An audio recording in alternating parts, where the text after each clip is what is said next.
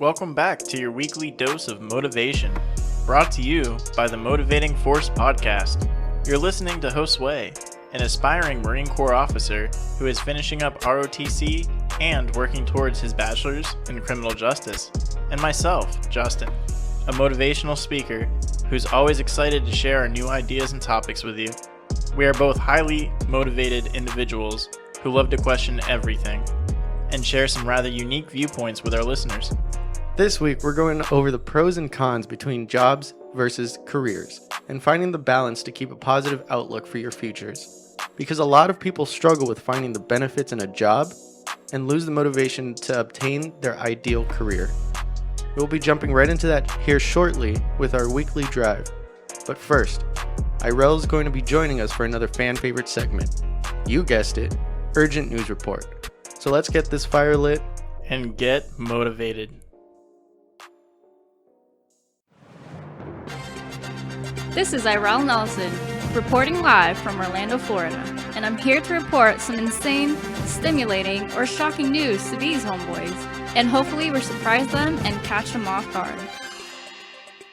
For this week's UNR, I figured that we could do a quick game where I say different headlines, right? And then you guys can guess if it's a headline in Florida or not. Sounds good? Sounds great to me. All right. First headline.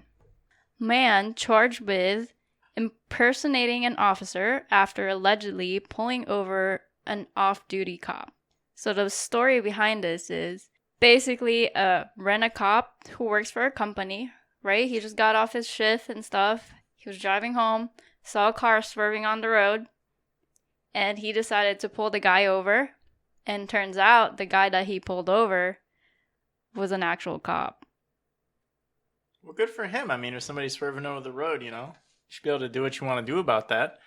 But I think that this is a Florida story, not because the dude's impersonating a cop. That doesn't quite make it Florida.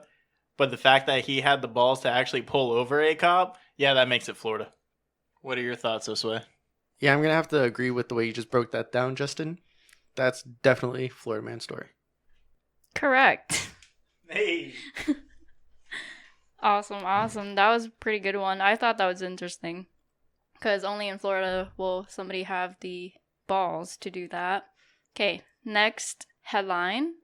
A guy allegedly flying in a jetpack at 3,000 feet in the air. That's the headline. The story behind this is one of the pilots saw the guy flying in a jetpack while he was flying in midair, right? And he reported it to the communication tower. But it turns out later on when they were checking all the data, right, to investigate, more than one pilot reported it over to the tower. So it was interesting. So that kind of confirms that actually happened? Right. So just not one guy was drugged up. It was a bunch of different pilots hey, this guy's flying around up here, right? Yeah, exactly. The more they looked into it, they actually have the FBI involved in it because it's something that is super weird.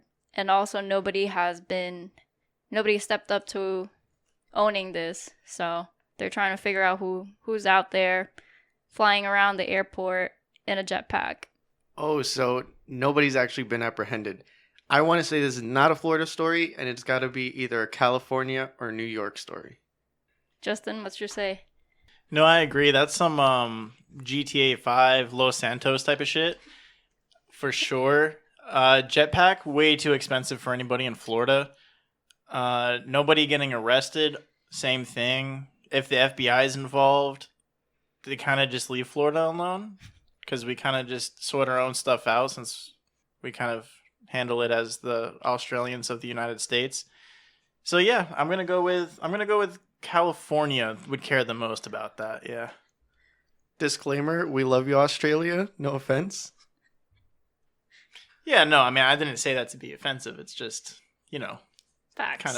Kind of a wild state, right? Right. Well, you guys are correct again. Hey. It was actually in LAX. So, Knew it. Perfect. yep. You guys are pretty good at this. I got 2 more, okay? Okay, this one is man's big belly saves him from falling down the well. I'm going to call this right now, and that's Florida. Okay, the story behind this is so the guy is just walking down the street, and I guess he wasn't looking at where he was walking, and he fell down the well. And you can see in the picture that Fido, what's wrong, boy? A kid fell down the well? it was actually an older gentleman. He probably was around his 40s. But you can see in the picture where his belly is just bulging out. That's amazing. Do we know the ethnicity of this man? If I say the ethnicity, it will give away where it was. Oh. Well, yeah, I mean, I don't know, I guess. I'm going with Florida. I mean, to be walking down and why is there a well next to a sidewalk? Yeah, This is Florida. that's what I want to know. Why is it that usually you think of well of having this 3-foot barrier, but you're saying he just kind of walked and fell in? That's what the articles say. He didn't actually fall in all the way. His belly saved him. That's Florida. Do you want to take a guess on where in Florida? Ooh, where in Florida would that happen? I'm going with Sebring because we want to talk about 40s and a beer belly and not watching where you're going. Sebring. I'm going to go the opposite direction and say Daytona. Okay. Okay. That's a good one. All right, you ready? Yeah. Incorrect. Oh. No! It was actually in China. You guys are way off. China. Wow. I guess Daytona would be closer to China. Okay, see, now that makes sense. Because we went outside the United States. You want to talk about a well being next to a sidewalk? Okay. Yeah. All right. Yep. Okay, this last one is a little bit crazy. A lost pig stops traffic. So this pig actually had traffic backed up for nearly an hour. That's pretty crazy. It's just one pig wandering around the highway. You know, cars trying not to hit it because obviously who wants to hit a pig and have that all over their car? Well, that's where it gets tricky because was it a boar? Was it a little teacup piggy? Or was it I can get some bacon off of this? Because then, I won't have a problem running into that one. As far as the picture that I saw, it wasn't a mature pig. It was definitely around the middle age. So just like sausage links type of pig size. If you want to compare it to something, maybe that's a little bit accurate. Yeah. I have one reason why I don't believe this story is from Florida. It made it on the news. This happens in Florida so much. And it's not the pigs, it's our wonderful sand cranes that you go to jail if you hit. And it almost seems like they know it. So there's always traffic stop because those birds will sit in the middle of the road and just be like, well, what you gonna do about it? I'm endangered, so I think I'm gonna take a nap now. And then you're just stuck on the road for an hour. So because it made the news, I'm going with no, not Florida. I'm just going to take the under and say that it is Florida. Just so then we're not tied for a score here. It is, in fact, not in Florida. Yes. It is in Virginia. That about ties up all my headlines. Did you guys enjoy this type of urgent news report? Yeah, that was great. This definitely brings me back to my inner self, remembering that I am a Florida man and that if I can relate to these stories, then it might have just actually happened here. So it is a great test to that. I really like that. Yeah, I like having this little Florida man twist. It's a fun game. We appreciate it. Thank you for these news articles. And now let's jump right over to the weekly drive. Yeah, don't forget that I won that.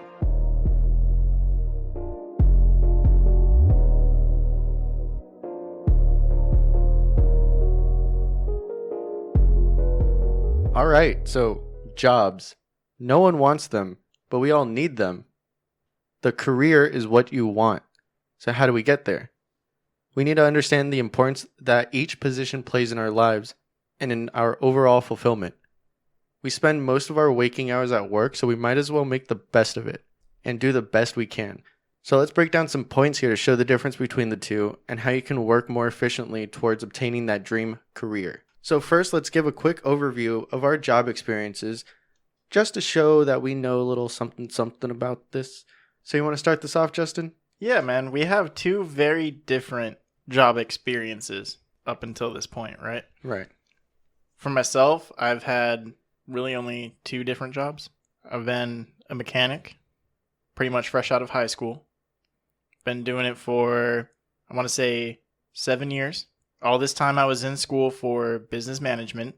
I got my degree, got all my little special accreditations, blah, blah, blah, right?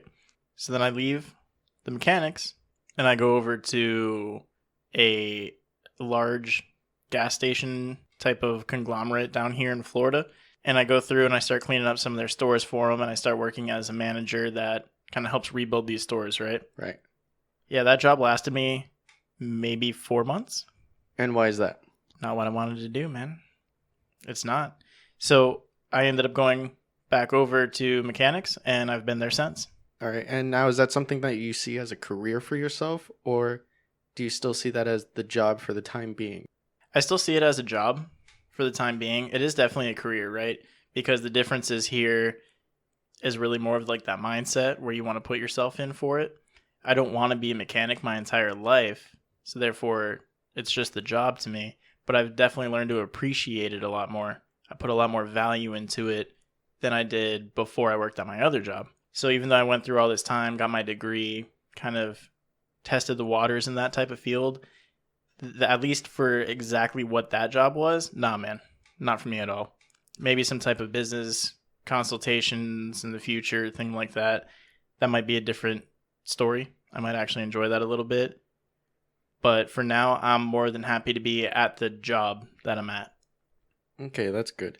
Now, me, on the other hand, I'm the complete opposite, where I can't give you a number of how many jobs I've had. Yeah. Because I've had a lot. Now, we're going to go over some points on why that's also not a bad thing. No, of course not. So I do have an extensive resume, but some of the jobs that I have had in the past, they kind of have this similar industry that they're all related with. And I've had jobs in retail, in restaurants, so culinary, serving people. I've had jobs in like construction. I was a lifeguard as well. And now I work in the lab at a hospital. So all in all, you've pretty much done the majority of it. Seems like it's been service industry. Yeah, and that's what I'm trying to say, because from an outside perspective, you think these jobs don't have anything to do with each other. But once it clicked in my head that they all have that key like service industry value, I realized that maybe that's what I should be doing and taking it to the extreme of trying to give my best and serve the country. And that's why I want to do the ROTC program and go into the Marine Corps as an officer. Yeah, that's great, man. That's some noble work to be doing out there. Definitely, you want to talk about serving other people? Yeah, man, you're getting more intense than that. So, did you realize through all the jobs accumulatively that your main mission here, as far as getting to a career path, was to be in service to the country? Or was this kind of all like little light bulb moments that lit up over time? I'm going to say that it was those little light bulb moments, because when I would be a lifeguard, I would have those moments where I would help somebody that fell off a water slide and they couldn't stand back up, but then they're like really appreciative. So having that thanks was a little light bulb, like, wow, this does feel good to help somebody. And then when I was a server at a restaurant, I would have people that go, wow, you have that like server's heart. I don't want to like boost my ego up a little bit, but you know, comments like that, that would be the little trigger for me to go, wow, maybe I do like this enough to make it that career. And even though I have all these different jobs that don't seem to tie into each other, they do. But that realization is key, and that's what we're going to be talking about here in a couple different points, because there's a lot of problems that come from not understanding the value of a job and just thinking you need that career. Yeah. With saying that you didn't want to boost up your ego there, that really lit up to me, because you do need that in your jobs, especially if you don't know what your career options are, like what you want to do. When you are out there working a job and people are complimenting you on things, you do need to take note of that. Your career, of course, is going to be what makes you happy. But what's going to make you happy is doing what you are naturally good at most of the time. Right. So when you start having these people that compliment you on very specific things, you start to see things that you're naturally good at. And this can help point you towards different career fields that you should be trying to get at. And the reason why I want to bring that up is that it brings us to our first problem that we see here with jobs versus careers.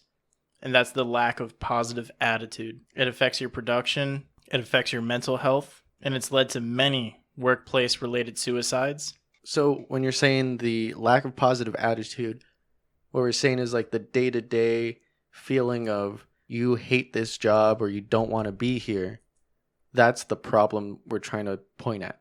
And a lot of that can stem back from not feeling that you're good at what you're doing.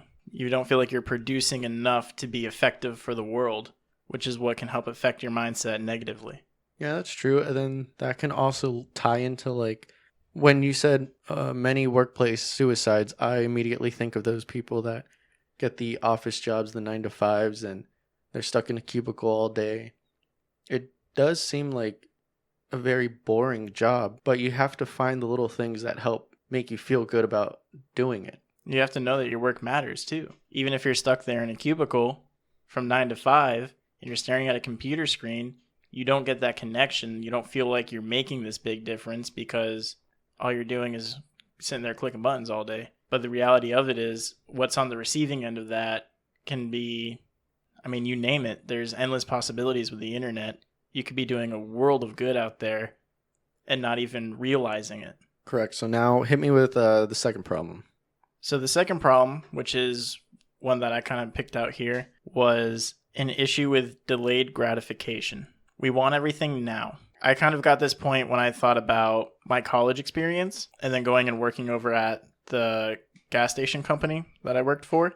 And it created this lack of patience that I had where I kind of felt like I was worth a little more than maybe I was at the time because I've built up this college experience. I have my degrees, I have my education. And you feel like you just need that career now. You feel like now that you have that degree, you need it immediately. Right. Like it was just going to be rainbows and sunshine pretty much from the get-go. Yeah. And it does not work like that. So there was a lack of that type of delayed gratification. As I've learned, you do have to put in that work up front to prove that you could be worth something. And then somebody gives you an opportunity on that. And now you need to prove yourself again to show that you are worth something. And then that's when you actually start working your way through a career. Well, that one ties in kind of with the third problem we have here, which is the option overload. Because of that delayed gratification that you had after having that degree, you feel like you need that first job that comes to you, and that's going to turn into the career path because now you have a degree and you should have that lifestyle and path laid out for you now because the hardest part was getting the degree, right? So the option overload is when people now, they just think there's so many different jobs out there and nobody's going to want to hire me, or I don't know what to pick. Yeah, I got a degree in engineering, but what am I going to do with that? Where am I going to go work? You also have an issue with option overload in the sense that you don't want to make the wrong choice because you might think there are 3 or 4 different career paths that you're interested in. So you automatically go to, well, which one's going to make me the most money? And you'll never get the most straightforward answer with that. We all know certain set values for jobs, but at the same time, there's always those exceptions to that average price range of what you're going to get paid. If it's truly what you want to do, you're going to make more money at it. It's just the way that it works, right? So you have this option overload because you don't want to pick the wrong choice because one job might pay you $1,000 more a year. So you're going to sit back and actually not be moving forward at all because you're worried about pennies to the dollar at the end of the day. Instead of worrying about which job's going to actually make you happier and have that positive attitude about being there. Right. Exactly. Just because they pay you more isn't going to make you feel better about working there. yeah, at first you're going to think you made the right choice and that you're making all this money, but really the job that's paying you $1,000 less, or the career that you pick pays you $1,000 less a year, you'll be happier working for that company or working in that career path. I can give you a little bit of insight on this from my experiences as a mechanic before and after I tried a new career path, right? Before, as people who know me, I've kind of fallen into mechanics, right? It's not something that I necessarily say that I picked for myself. It's just something that I had the opportunity to go and do. And I went and did it and was like, hey, look, I'm decent at this. And I just kind of kept going. And obviously, being a trade job that it is, it pays very well. Being 18, 19, 20 years old, the money was what was most important to me. So I just kept going with it. But the issue is, all that money I made, I'd use it to buy more and more and more toys because I wasn't necessarily happy doing what I did as a mechanic. So I would come home and have low energy. I wouldn't be in the right mindset. I'd be upset about little things that happened during the day because I already didn't like being there. Yeah, you would let those things get to you. And yeah, so now I was buying unnecessary toys for myself to try to make up for that happiness. And then at the same time, because I was always in such a bad mood, I never did anything except work and sleep. So sure, I was making all kinds of money, but what does that do for you? That's where, after trying a career and not really, realizing that that's not what I wanted to do, moving on from that, going back into mechanics, I was able to take that value of sitting back and enjoying life a little more while I still try to figure out what I'm going to do. And obviously, hello, welcome to the Motivating Force podcast. right. So we're working on that. It's a work in progress. But now I see being as a mechanic and the money that comes to me, I have a little more energy because I understand a little more about the importance that I have from the work that I do. I mean, being here in Orlando, our shop goes through a high volume of cars. So I'm happy knowing that there are 30 cars a week that are back on the road because of me directly. I'm helping these people get to and from work. I'm helping them go across state lines to go visit their family, especially in a time like this with COVID. So I get to see that. I get to appreciate that. I have this better positive mental attitude. So when I come home, I can actually do things to enjoy my life outside of work. Okay, I see what you're saying. So when you first got that job that you were able to easily go into at first, being the mechanic, you had a set goal of a career you wanted from the get-go. And it wasn't being a mechanic. So that was kind of weighing on you. So once you got to try that field and you realized you didn't like it, that's what made you go, oh, wait, I enjoyed being a mechanic more than working at this gas station. Right. Yeah, so I was self-pay all through college. So for me, that 7 years up until I was able to go try that, those 6 years I was in college, just paying to get my degree because I could only afford so many classes at a time. So my entire time as a mechanic, yes, I was actively working towards getting my business degree. Instead of focusing on the job that you had and the possibility of that even becoming a career field. Exactly. So a solution to that is, instead of, for the people that are starting to go into college or thinking about getting their first job, instead of just getting the job that is easy to get into right now, try getting the job that basically builds the experience for the career you want, because then it'll at least be in that same field. If you want to be a doctor, try looking around jobs in the health field, because then something can happen where you just lose interest in that field in general, like in your case, and that way you don't waste, you said 6 years? Right. Going, wow, this isn't what I want to do. And you get that realization earlier. You save a lot more time, and then you get that switch of a positive attitude, because then now you can narrow it down more on what you want to do. Yeah, that is definitely a good piece of advice, to find that job that builds that experience towards your potential career options. You could see where I messed up with that. I went from being outside in the Florida sun all day, working on cars, sweating, cursing, smoking whenever I wanted to, right? Outdoor environment, to working inside of a gas station. Yeah, it's a completely different environment altogether. It's like culture shock, man. It is extremely different. So not only was I trying to figure out if I liked it, it was like going to a foreign country to do that job. I had to learn everything, not just little details here and there. Whole new path. But if you don't know what career path you want, you have to find those jobs that you're actually interested in. So when you say find the jobs that you're interested in, an example would be like if you have certain hobbies, again, for the people that aren't 100% sure with the career path and they're starting all these courses and classes to get their degrees. If you have certain hobbies, like in your case, if you like working on cars, try looking for a job in like a mechanic shop or look for an internship somewhere, because then you get that insight on something you already have a positive attitude towards. Yeah, that's why mechanics was my fallback. I have worked on cars even on my spare time. I've been in the car scene forever. It's definitely more than a hobby to me. That's a passion. And being able to translate that over into a job such as mechanics, I can be happy with myself doing that. In part, I am doing something that I generally enjoy doing.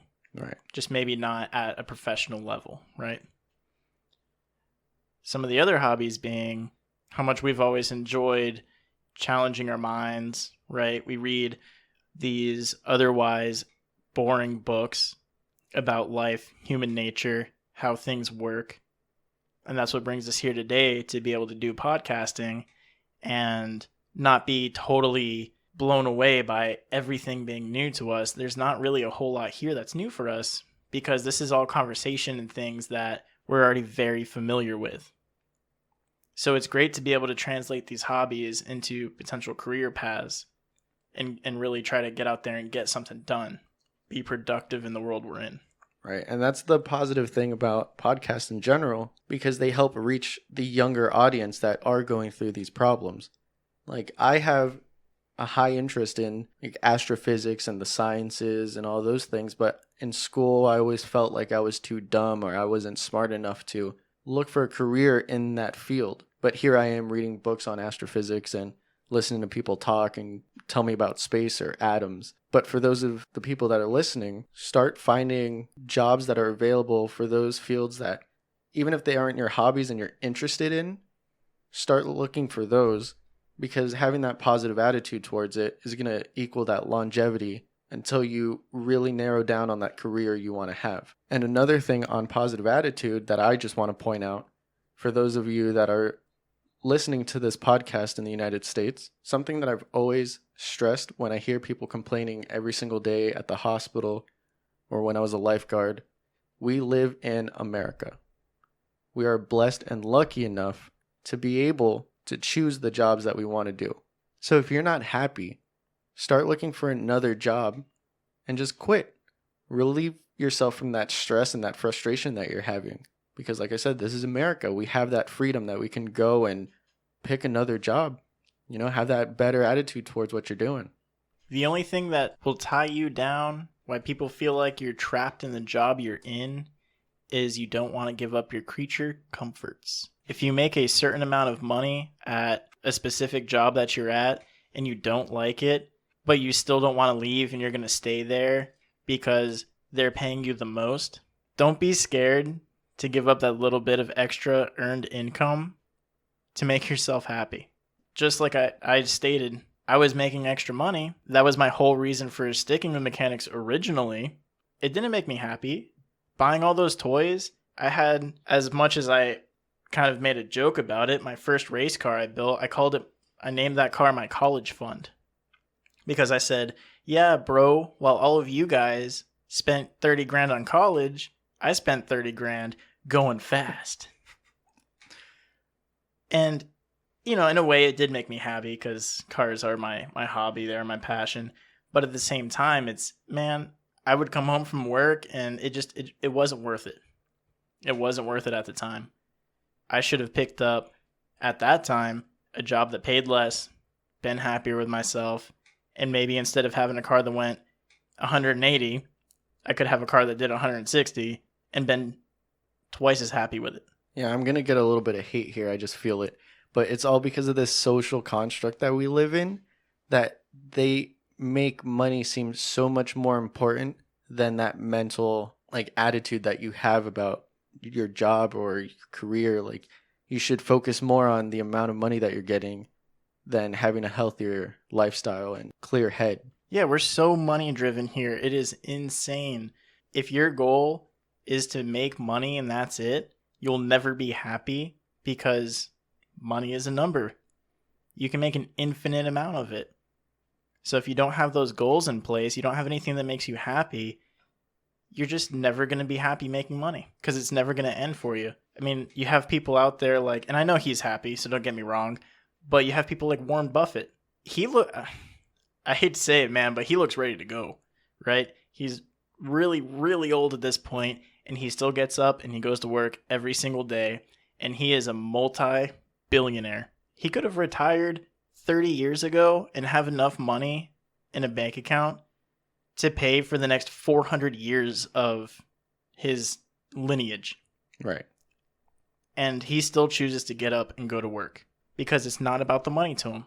He genuinely loves what he does, and he makes money doing it.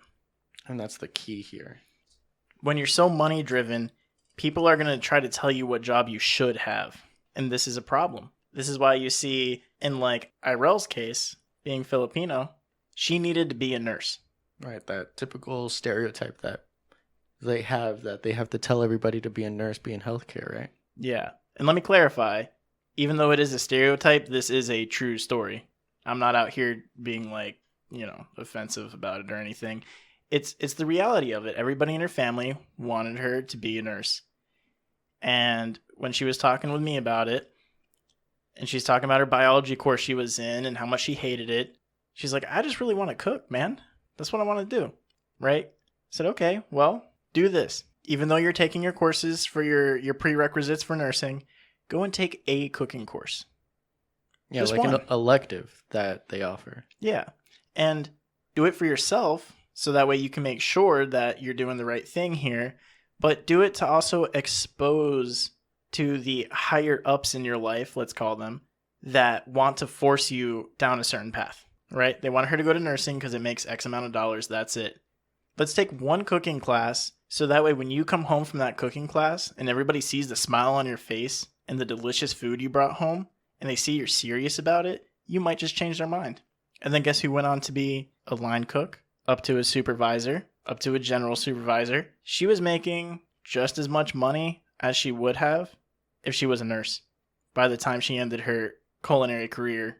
Because as you guys know, she just recently switched over to personal training. That whole switch, we're going to talk about it as well later on with the stepping stones to a career. But that's a good point because even though she started off not making that money that people were expecting her, if she would have gone into nursing, she was enjoying what she did and was able to move up from there because it showed in her progress, it showed in her finished product that she's skilled in it. Like that's what she wanted to do. So not only does she get paid the same as if she would have gone down that other path, but she's mentally happier about that job. Of course. A good thing to realize here too is I talked about her going from line cook to, the supervisor position to like general supervisory, like kind of top dog type of stuff, right? She did all this by 24. And it's not because she's an exception to the rule. It's because she picked something that genuinely made her happy. She went out and she got after it and everybody around her saw it. So she was able to take advantage of every single opportunity. And that's what moves you up the ladder. Right. And it's not only a PSA for like the younger folks that are trying to figure out that path. She was lucky enough to find that out early enough and make the choices before she was 24 to get there. But those of you that are listening and in your 30s or in your 40s or upwards, you might be struggling with the same thing. Like there's this comedian, Russell Peters, where he makes this joke on different cultures and how their upbringings were along the same premise that they're told what they should be doing. Now, he's Canadian Indian, so he kind of leaned in on the Indians who were kind of forced to become doctors.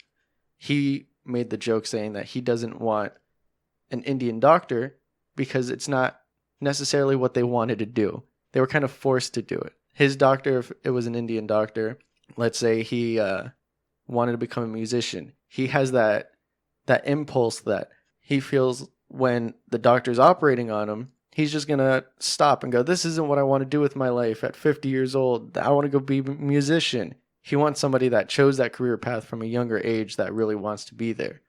Right, just get frustrated and just stop halfway through a surgery like, I want to go play guitar. Right, and that's what I'm saying. There's a lot of older people that could be in these jobs that they think they were supposed to have, and they sit there going, man, I wish I could have been this, or I wish I could have been a musician, or I wish I could have been starting my own company.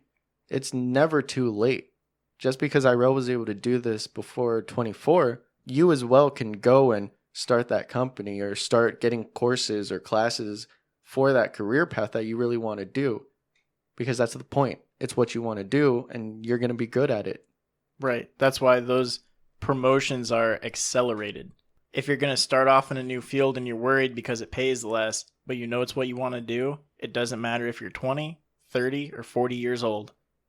You can go over there, you can do it, because if your heart's in it, you're going to get promoted so freaking fast that 1 year of low income is going to get made up Tenfold. tenfold. It all takes sacrifices, and that's a key point here. So this is why, since we are on that topic of the money aspect of the jobs versus careers, which we do want to make very good note on, because obviously that's exactly what jobs and careers are. They provide you an income. They provide you a living.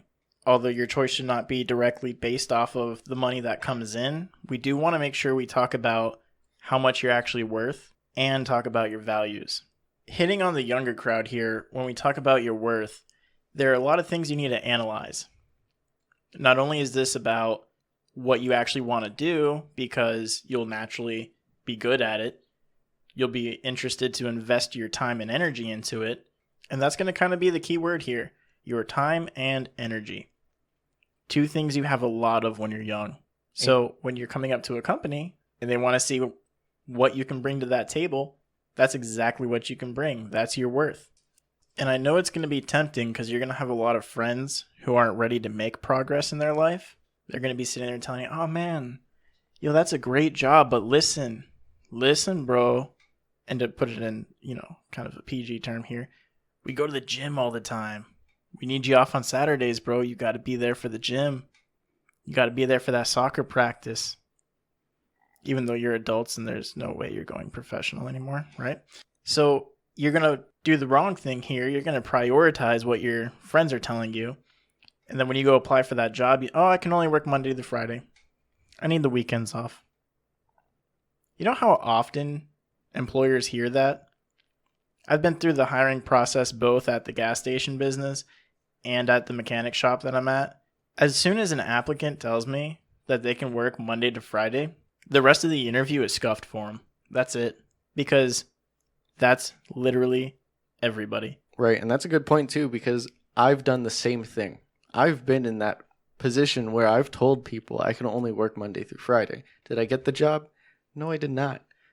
But it also ties back into last week's episode where we talked about those friends and if you're placing them in the right ring, because maybe these people aren't focusing on your success.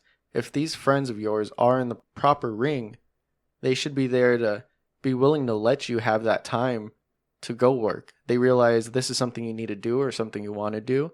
They should be able to go, you know what, it's okay. Just work whenever, then we'll work the schedule for the gym or for soccer practice another day. Right, because virtually their time is endless as well. So you will be able to make that time together if it's really there, if that effort is there.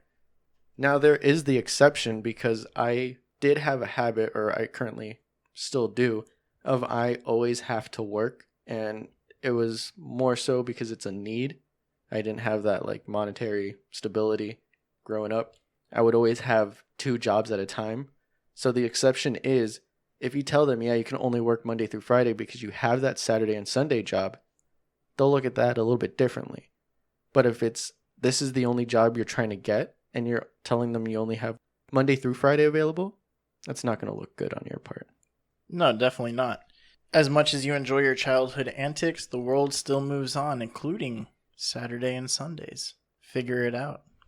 As you get older, you have to make these sacrifices. You have to make these changes Some of it you might not like, but man, is it going to be for the better. And when we get to talk about these sacrifices here, that brings us to the second key point where we talk about your values. Quickly mentioned Sunday. A lot of people need Sunday off. Why? Church. Church day, man. You have a lot of religious people that's it, right? And of course you do with, say, Seventh-day Adventists, right? Saturdays, right? So not to dig on the weekend thing, but having a good reason to do it. Yeah. Because when you sit there in an interview and you tell your employer, hey, listen, man, religious reasons, I need Saturday off. Or, hey, as Muslims are, right? I need Fridays off. Christians are, hey, I need Sunday off. Your employer can't ask you anything about religion, right? Correct. That goes against all kinds of laws or whatever. But as an interviewee, you're allowed to say whatever you want. There is a difference between by the books and the real world. The real world is when you tell him, hey, I have religious obligations on Friday, Saturday, or Sunday, they're going to remember that. They're going to put you higher up on that hiring list. You can sit here and talk to me about the quote-unquote laws all day, but there is some reality to what's going on here. It's your values that they're starting to inspect now. They want to see what type of person you are. If you can't work Saturdays because you're hungover, how do you expect them to put the trust in you to show up on Monday? In case your bar night didn't extend to a Sunday night, right? You're going to put these thoughts in these people's heads, and you want to make sure that your values are as high as possible. You want to have a great work ethic. You want to show confidence in yourself and in the job you're applying for. You want to show that willingness to be there and do something. Don't go apply somewhere and just, I got to make money, right? No employer wants to hear that, even if it is an entry-level job. Now, sidebar on that, when you're talking about religious and those needs that you have because of your values that you have, this ties into a key point on that application level. Research the jobs you're applying for. You can research, or it's an important part of the application process is when you look up the actual company that you're trying to work for. Because in my case, I work at a hospital that is Seventh-day Adventist. So they're going to be more understanding when you tell them things like, I can't work a Saturday because of religious reasons, or Chick-fil-A because they're closed Sundays. They're going to be more understanding. So when you're going to look for a job in specific fields, there are going to be companies that have different variations in their standards that you could be more inclined to work for and be happier at that company because they're more understanding. That sidebar that I wanted to just pull out. Remember to research the company or place that you're going to apply to. Yeah, because you might end up not applying there, or you might help yourself get the job. And that's why that's great when we talk about those entry-level jobs and knowing those standards that they have, because to get an entry-level job, you're talking no experience. Yeah, which usually means low pay. And in that, they're going to have literally an unlimited supply of people that can apply to them because there's no requirements. So what's going to make you stand out? It's your values. That's what they're going to inspect. When I took my small business specialization course, my professor there, he operated, I can't say owned, I think he partnershiped. He was operating about 15 McDonald's at one time. Yeah, talk about a hard working man, right? When we talked a little bit about this hiring process in that class, he talked on his personal stories, and the one thing that really is the only thing I remember from that course is what he said about his applicants. He said, look, when you apply to McDonald's, you don't need any experience. So there's not much I look for. There's actually one thing I look for: people that actually want to be there. I figured out a way to tell if somebody wanted to be there. They would ask me for the job. I would go through interviews pretty much blindly, didn't listen to a word they said, and if at any point during the interview they asked me if they had the job, I would say yes. And then they were hired right there on the spot. It seemed so simple, and yet he said he struggled keeping employees. The amount of people that would actually go through an interview process and actually ask for the job was so small compared to what you think it would have been. So make sure that you get out there and you show them that you care. Even if it's just a job, show them that you care. Yeah, and that entry-level job, it's very important for people to understand that interview process And for people that don't have a lot of experience in interviews, I'm sure we could do a podcast on it, but that's besides the point. There's a lot of videos or people that you can ask to see what really stands out at the interview. So then you go in with those values, that asking them for the job or things along that line. But another thing here is that it's this myth of nobody is hiring that people are always saying. And that's exactly what it is. It's a myth. People are hiring everywhere. You can apply anywhere. This is America. So you can, if you are interested in that job, just apply online first. Remember to follow up the next day. Go there in person, because that alone is going to do what asking for the job in an interview is going to do for you. It's going to show them that you really want to work there.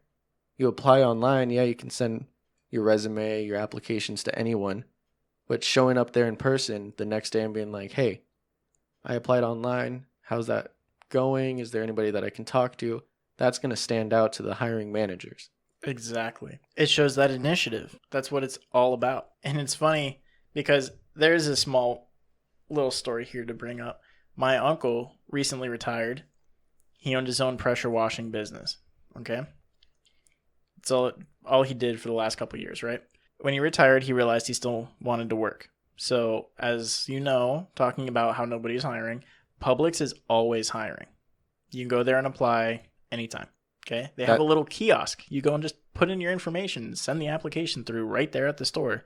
You don't even need your own computer. Now, this is also for our Floridian listeners, because I don't think Publix is all over the United States. Yeah, it's a grocery store, right? So we're talking like Kruger's, Whole Foods, that type of thing, right? They have those kiosks. So he goes, you know what? I'm going to go apply here just to have a little bit of structure to my retirement, right? A little something to do. He goes in, buys, the groceries that he wanted, goes up to the kiosk. Notice how I mentioned he retired. A little bit on the older side, right? Yeah, a little older gentleman. Yeah, he's sitting there looking at that screen, and he's like, man, screw all this. I don't know how to do this. Couldn't finish filling it out. Looked around, saw the manager's door open, just walked right up over there, knocked on it, and said, hey, man, got a question for you. He's like, yeah, this computer here, yeah, I'm not about that. Yeah, not me. Can I talk to you about getting a job here? Long story short, guess who worked at Publix for 6 months? I'm going to some of that retirement. I'm going to take a guess and say your uncle. Yeah. Don't be afraid to kind of go a little bit on the outside of the structure of these systems that are in place. When you do it properly, it goes back to showing that initiative. And it's something that'll help our younger listeners. And as you can tell, it's something that helped and can help some of our older listeners. Right. That initiative is important. But I also do have a point that I wrote down here that I wanted to ask you. Okay. This is towards our younger audience that we are kind of giving a lot of this information towards. Let's say somebody does go out and get a job in a field that they're interested in. Is it bad if you lose interest in that field after working that job? Kind of feels like a loaded question since you're the one that has worked so many jobs. You know a thing or two about this, but it's not a bad thing. It's actually a great thing because this can go back to solving our third problem we talked about. Option overload. How do you get rid of that? You start eliminating options. Some people do that by sitting there and theorizing all day about what career and job is best for them, when really you just need to get out there and do it. If you go out there and do it, you're actually going to start making some money. So say if you're in a job for 3 months, it's paying you. It's paying you to be there. Your interest is going down. Your happiness is going down. You know it's not for you. Don't wait until it gets you tied up into all these obligations and get your creature comforts forming by how much you're getting paid. Don't let that habit build up too much. Get out of it. It's great to recognize that early and be able to move on from it. And the same thing goes with careers as well. I put a lot of time, effort, money into getting my degree. Granted, as a business degree, at least that is literally a world of value that I carry with me for the rest of my life that applies to everything I want to do because it's not such a specialized thing. But in that sense, I'm not even in a position that isn't a business-oriented field.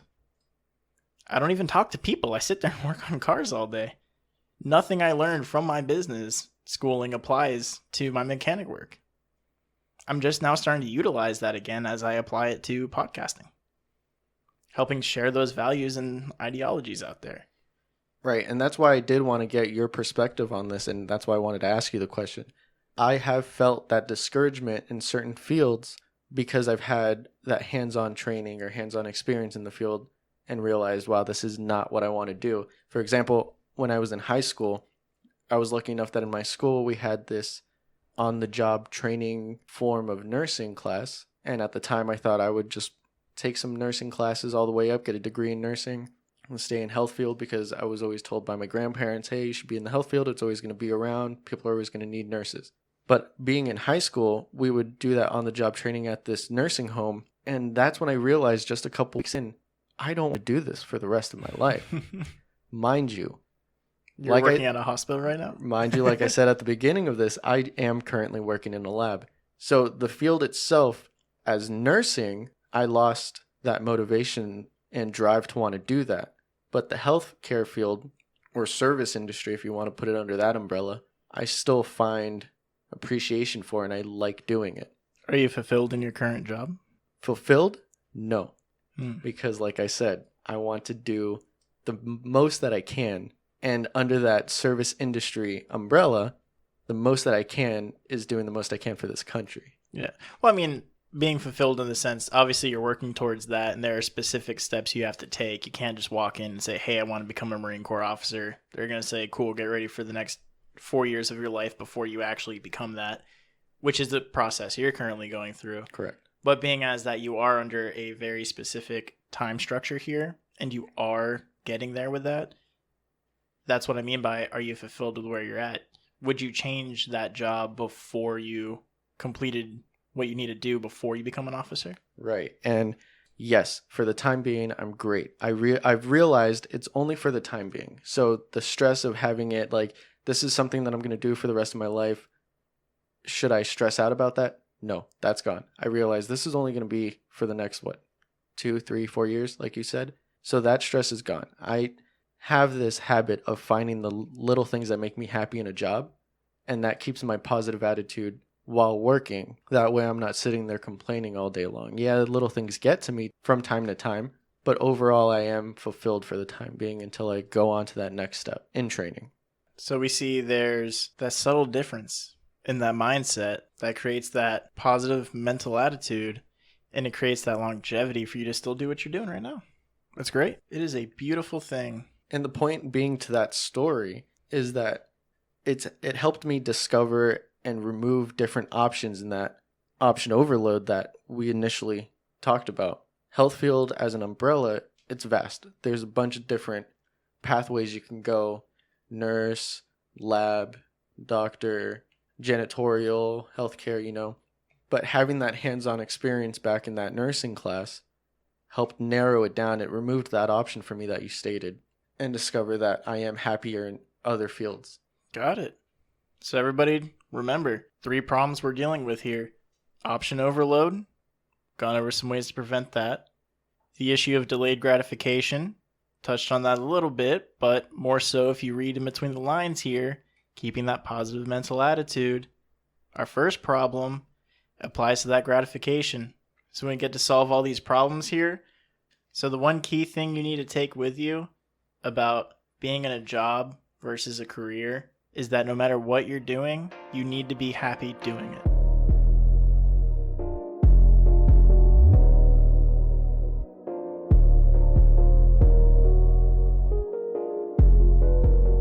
All right, everyone. So if there's anything you should take with you from this episode, let it at least be this quote from Confucius. Choose a job you love, and you will never have to work a day in your life. And with that, thank you guys for believing in me and Josue's dream here of not working a day in our life. Because we are here doing what we love on this podcast, and we're so grateful that everybody here is listening and helping us make this change. To continue enjoying your time with us here at The Motivating Force, be sure to follow us on Facebook at The Motivating Force and on Instagram at PodcastTMF. While you're here on YouTube, don't forget to subscribe and make sure you hit that bell icon so that way you never miss another episode. Our episodes do drop every single Monday at 8 a.m. EST. Now go on and get